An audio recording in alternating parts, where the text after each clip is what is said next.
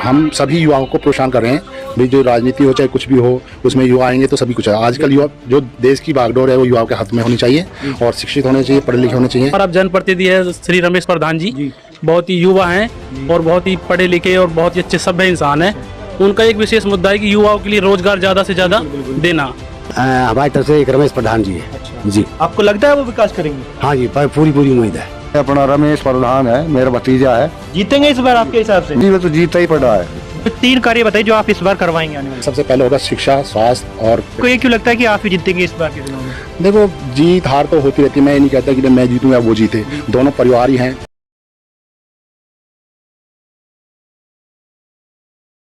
नमस्कार, मैं तनुज पांचाल और आप देख रहे हैं लोकहित न्यूज़ 24। पंचायत चुनाव की कड़ी में इस वक्त हम पहुंच चुके हैं ताउडू खंड के गांव सराय में। वोट का मुझे क्लियर है नहीं कि कितने प्रतिशत वोट है, लेकिन गांव की सरदारी है, कुछ लोग हैं किन मुद्दों के साथ ये इस बार के पंचायत चुनाव में वोट देंगे। तो आइए जानते हैं गांव सराय की जनता से। जी बाबा जी, क्या नाम है? धर्मवीर जी। किन मुद्दों के साथ वोट देंगे इस बार चुनाव में? मुद्दे जी, जो पहले विकास हुआ है, अच्छा जो विकास हो रहा था पहले तो अच्छा विकास हुआ था, और हम आगे भी ऐसे कैंडिडेट का चुनाव किया कि ये भी ताकि अच्छे से। कौन कैंडिडेट है इस बार आपका? कैंडिडेट हमारे गांव से वैसे 2 खड़े हैं जी, लेकिन एक हमारी तरफ से, एक और है दूसरा। अच्छा, आपकी तरफ से कौन है, क्या नाम है? हमारी तरफ से एक रमेश प्रधान जी है। अच्छा जी, आपको लगता है वो विकास करेंगे? हाँ जी, पूरी उम्मीद है। नहीं, वो क्या नाम है? जी बाबा, क्या नाम है? मेरा नाम अतर सिंह है जी। अच्छा, क्या मुद्दे होंगे इस बार चुनाव में? हमें यही मुद्दा है, जैसे हमारे पहले सरपंच ने काम किया है सही वो काम करेगा। अच्छा, पिछले सरपंच ने काम किया ठीक हाँ जी, ठाक? खूब अच्छा बढ़िया काम किया है। अच्छा, इस बार नया प्रत्याशी उतारा मैदान में? हाँ, इसलिए नया उतारा है। नाम क्या है? नाम बताइए। लाल सिंह। अच्छा, कितनी उम्र होगी आपकी? उम्र 80 साल। विल्सन मिल रही है टाइम पे? हाँ, मिल रही है, ठीक। अच्छा, हाँ, बढ़िया। कोई गांव में ऐसी चीज बताइए जो विकास हुआ नहीं है अब तक पिछले 5 साल में? अभी तक विकास तो देखो भगवान क्या करेगा, अभी सरपंच बनेंगे जो ये देखो क्या करे, बाकी विकास तो ठीक ही है जैसे चल रहा है। कोई समस्या नहीं है गाँव में? कोई सुविधा हमारे गांव में समस्या इस बार कौन प्रत्याशी है आपका मैदान में? है। इस बार कौन प्रत्याशी है आपका मैदान में? किसे उतार रहे हैं इस बार? हमारे रमेश चंद अच्छा, विकास करेंगे वो लगता है? विकास करेंगे।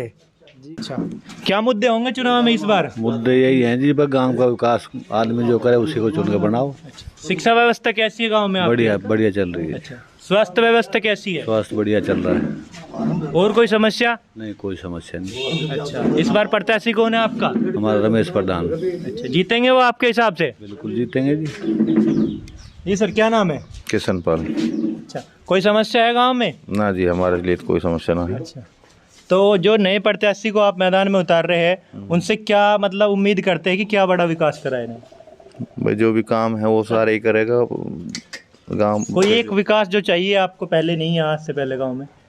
है तो सभी चीज़ हमारे तो गांव में, ऐसी तो कोई बात ना, बाकी जो कुछ आगे से आएगा तो करेंगे। चलो, दूसरी तरफ कुछ और कैंडिडेट हैं, इनसे बात करेंगे। जी सर, क्या नाम है? हरी नाम है जी मेरा। अच्छा, कितनी उम्र होगी आपकी? मेरी 30 साल उम्र है जी। अच्छा, आप एक तरह के युवा है देश के, तो आपके हिसाब से शिक्षा व्यवस्था आपके गांव में ठीक ठाक है? देखो जी, हमारे गांव की जो शिक्षा व्यवस्था है वो पहले से काफ़ी अच्छी है। हमारा गांव का जो स्कूल है वो काफ़ी पुराना स्कूल है। अच्छा, और हर उसमें अव्वल रहा है हमारा गांव का स्कूल, चाहे वो सफाई का मामला हो या शिक्षा का मामला हो। और जो हमारा जनप्रतिनिधि है श्री रमेश प्रधान जी, बहुत ही युवा हैं और बहुत ही पढ़े लिखे और बहुत ही अच्छे सभ्य इंसान हैं। उनका एक विशेष मुद्दा है कि युवाओं के लिए रोजगार ज़्यादा से ज़्यादा देना, और गांव में जितनी भी समस्याएं हैं, चाहे वो पानी की हो या कुछ भी समस्या हो, खेल कूद में बच्चों के लिए कोई भी प्रोत्साहन राशि देना हो, सब में उन्होंने बढ़ चढ़ कर हिस्सा लिया है।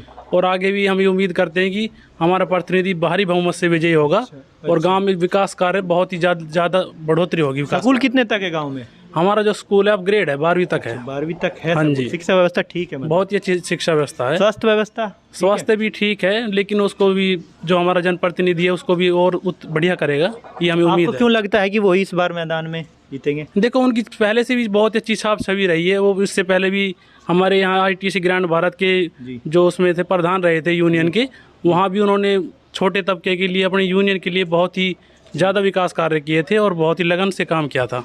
जी सर। जी बाबा, क्या नाम है? तेजराम। अच्छा, कितनी उम्र होगी? होगी 68-69। अच्छा, अब तक गांव में कितना विकास हुआ? आपकी तो काफी लंबी उम्र हो रही है। बढ़िया विकास हुआ गांव में, कोई दिक्कत ना किसी। अब क्या मुद्दे होंगे इस चुनाव में? ये विकास होना चाहिए जो आज से पहले नहीं हुआ। चुनाव मुद्दे बढ़िया होंगे। मतलब विकास क्या होना चाहिए? सब कुछ है गांव में? हाँ, सब कुछ है गांव में। अच्छा, किसको प्रतिनिधि चुन रहे इस बार अपना? रमेश प्रधान। जी बाबा, क्या नाम है? राजवीर। अच्छा, पेंशन विल्सन मिल रही टाइम पे? मिल रही है थोड़े से। अच्छा, उम्र कितनी होगी? उम्र होगी मेरी 65 साल। अच्छा, आज तक कोई एक काम ऐसा बताइए जो आपके गांव में मतलब विकास ये नहीं हुआ और आप लोगों को चाहिए था। हमारे गांव में विकास अब ये 7 सालों में बहुत अच्छा हुआ, अच्छा, पर एक थोड़ा सा काम रह रहा है हमारा। क्या काम है वो बताइए। ये हम प्रधान जो हमारा बन जाएगा तो उसे पहला फर्स्ट राउंड में उसको चालू कर देंगे हम। एक बारात घर बनाना है गांव में बारात के लिए कोई वे नहीं है हमारे में, और ये ज़मीन भी नहीं है जी। अब देख करेंगे कुछ। बताइए अपने प्रत्याशी को ये समस्या। हाँ, बता रखी है। अच्छा, कौन है प्रत्याशी? ये अपना रमेश प्रधान है, मेरा भतीजा है। जीतेंगे इस बार आपके हिसाब से? मेरा भाई है। जीतेंगे इस बार आपके हिसाब से? अजी वो तो जीता ही पड़ा है। यहीं इसी गांव से हूँ मैं, सराय से ही जी। और मेरे जो इलेक्शन है, पंचायती इलेक्शन है, इसमें मेरा भतीजा खड़ा हुआ है, मेरा बेटा है विशाल भड़ाना, वो प्रत्याशी है। और पहला सवाल कि मतलब क्यों आना पड़ा आपको मैदान में इस बार पंचायत के लिए? देखिए, पहले जो पूर्व सरपंच है वो भी हमारे भतीजे थे और युवा थे वो भी। सबसे पहली बात है कि हम सभी युवाओं को प्रोत्साहन कर रहे हैं भाई, जो राजनीति हो चाहे कुछ भी हो, उसमें युवा आएंगे तो सभी कुछ है। आजकल युवा, जो देश की बागडोर है वो युवाओं के हाथ में होनी चाहिए और शिक्षित होने चाहिए, पढ़े लिखे होने चाहिए। ऐसे ही हमारे जो पूर्व सरपंच थे वो भी युवा लड़का था, हमारा भतीजा था, और उन्होंने बहुत अच्छे कार्य किए थे गाँव के लिए। उसके लिए उन्होंने एक सबसे बड़ा काम ये किया था कि हमारे गाँव में एक स्टेडियम बनाया है जो बच्चों के खेल के लिए। उसमें बहुत ज़्यादा बच्चे मतलब इतने उभर रहे हैं, यहाँ तक कि मतलब हमारे गांव के जो बच्चे हैं स्पोर्ट्स में इतना है। अभी हमारे एक भतीजा है, वो वर्ल्ड तक खेल के आया था कुश्ती में। क्या नाम है सर? नाम बताइए। उनका है नरेंद्र भड़ाना है। उसने एशिया में सिल्वर मेडल जीता था और वो वर्ल्ड उसमें कुश्ती में रनर अप रहा था। ठीक है साहब। और ये देखो जो भी है, अब हम हैं, मैं एक्स सर्विसमैन हूँ, मैं दिल्ली पुलिस से रिटायर हूँ एज सेमेस्टर। तो हम चाहते हैं कि जो है बागडोर हो जो हो उन युवाओं के हाथ में होनी चाहिए। ये सबसे पहला हमारा ये कार्य। और हमारे गांव में जो विकास कार्य हो रहे हैं हम उनको ऐसे ही मतलब चालू रखेंगे। बहुत अच्छा काम किया हमारे पूर्व सरपंच ने। कुछ 3 कार्य बताइए जो आप इस बार करवाएंगे आने वाले दिन में। देखो, ये सबसे बड़ी बात है, हमारे गांव में एक तो बारात घर नहीं है। हम कोशिश करेंगे कि सबसे पहले बारात घर हो, ठीक है जी। और सफाई का बहुत अच्छा ध्यान रखा है हमारे पूर्व सरपंच ने भी, हम उसको ऐसे ही चालू रखेंगे।